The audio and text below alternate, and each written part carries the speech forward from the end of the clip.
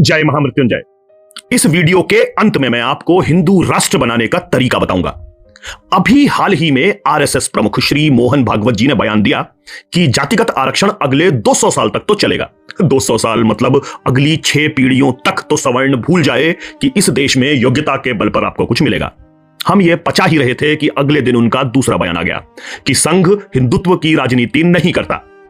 अब आम लोगों के लिए तो बीजेपी ही आरएसएस है और आरएसएस ही बीजेपी है, गंगाधर ही शक्तिमान है।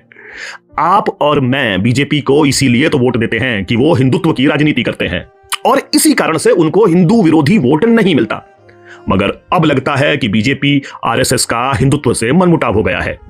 राजनीतिक भाषा में बीजेपी सॉफ्ट हिंदुत्व अपना रही है, जो कभी कांग्रेस की राजनीति होती थी। 2024 इलेक्शन से पहले कई बार लगा कि शायद बीजेपी और आरएसएस में थोड़ी दूरियां हैं, कुछ मुद्दों पे दोनों साथ नहीं हैं, पर लगता है अब दूरियां मिट चुकी हैं। दोनों के लिए बी.आर. अंबेडकर सबसे बड़े आदर्श युग पुरुष स्थापित हो चुके हैं। दोनों के साहित्य में या संगठन के प्रोग्राम्स में अंबेडकर जी की फोटो ना हो, ऐसा अब होता नहीं है। सत्ता में रहने का गणित यही है शायद। सवर्ण पुरुषों की क्रिकेट टीम बन गया है जिसे बस कमाते रहना है ताकि वुमेन्स क्रिकेट के खर्चे भी निकल पाएं और औरतों को इक्वालिटी का एहसास भी हो जाए। इसीलिए पुरुषों के मैच का टिकट 10,000 करना पड़ता है ताकि औरतों का क्रिकेट दर्शकों को फ्री में दिखाया जा सके। मैं क्या कहना चाह रहा हूं अगर आप समझ गए तो कमेंट्स में 4 शब्द जय भीम जय बीजेपी लिख दीजिएगा बस। अब हम चाहते तो हैं सरसंघ चालक गुरुजी गोलवालकर का हिंदुत्व, पर हमें मिल रहा है शशि थरूर का Hindutva. Why I am a Hindu.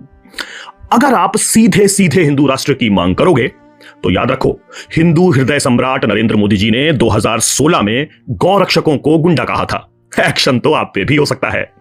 समाज का हिंदू राष्ट्र की तरफ बढ़ने का एकमात्र कदम है हिंदू एकता। और मेरे आराध्य आदियोगी शिव की सौगंध, जब तक जातिगत आरक्षण रहेगा हिंदू जातियों में बटा रहेगा। हिंदू एक होगा ही नहीं, आरक्षण संरचना ही कुछ ऐसी है।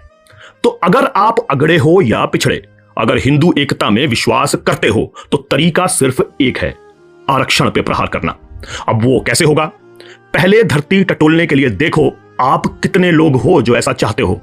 कोई नारा नहीं, कोई आंदोलन नहीं, सिर्फ हर रविवार के दिन शाम 5 से 8 तक मैं जातिवाद के खिलाफ हूं, आई एम अगेंस्ट कास्टिज्म की टी-शर्ट, टोपी या चुपचाप तख्ती पकड़ के निकलो। अब जो जातिवाद के खिलाफ है वो जातिगत आरक्षण के खिलाफ तो होगा ही, बस मुंह से कहना नहीं है। और जिस दिन 51% लोग आपको जातिवाद के खिलाफ बाहर दिख गए, उसके अगले दिन आपके बिना कहे इस देश से आरक्षण खत्म हो जाएगा। सोच के देखिए। जय तो सनातन धर्म।